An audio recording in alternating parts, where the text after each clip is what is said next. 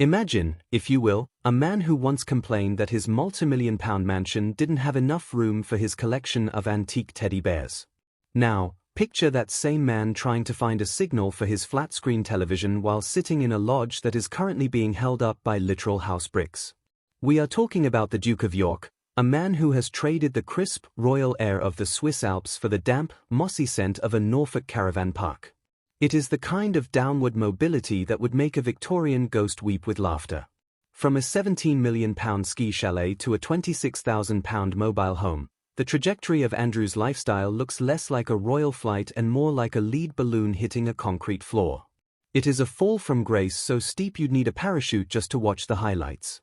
Quick favor, if you are enjoying this dive into the deep end of royal drama, do hit that subscribe button and click the notification bell. Believe it or not, over 92% of our viewers haven't joined the family yet. It is completely free, takes a mere second, and honestly means the world to us. Thank you if you did. Now, back to the chaos. So, how did we get here?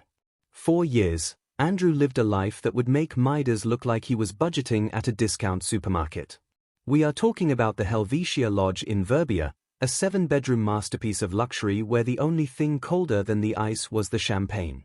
But fast forward to the present day, and the Duke is reportedly really enjoying his time in a 2012 Willoughby Meridian Lodge. Now, enjoying is a strong word. It is the kind of word you use when you are trying to convince your ex-wife that your new studio apartment over a kebab shop has character. It's perched on bricks at Marsh Farm, serving as a glorified waiting room while his Sandringham home undergoes renovations.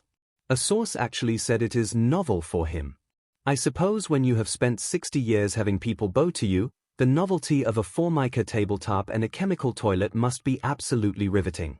But hold your horses, because the plot thickens faster than a bowl of royal porridge.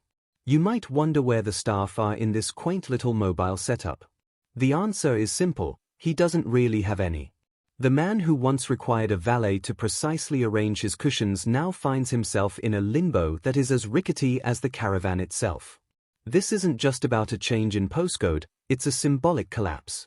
Following his arrest on suspicion of misconduct in a public office during his stint as a trade envoy, charges he strenuously denies, mind you, the walls are closing in. Westminster MPs haven't been shy either, branding him rude, arrogant, and entitled. It's quite a feat to get politicians to agree on anything, but apparently, Andrew's personality is the one thing that can unite the front benches in a chorus of disapproval. If you think the caravan is a bit cramped, wait until you see the baggage he brought with him. The shadows of the past are longer than a Norfolk sunset, specifically the dark, lingering cloud of the Epstein files. Despite the public declarations from both Andrew and Sarah Ferguson that they had severed ties with the disgraced financier, the newly released documents suggest a different story. It appears the secret contact continued long after the world was told the friendship was over. It is a complex, symbiotic relationship that has seen the Yorks plunge from the heights of the social register into a very public, very permanent disgrace.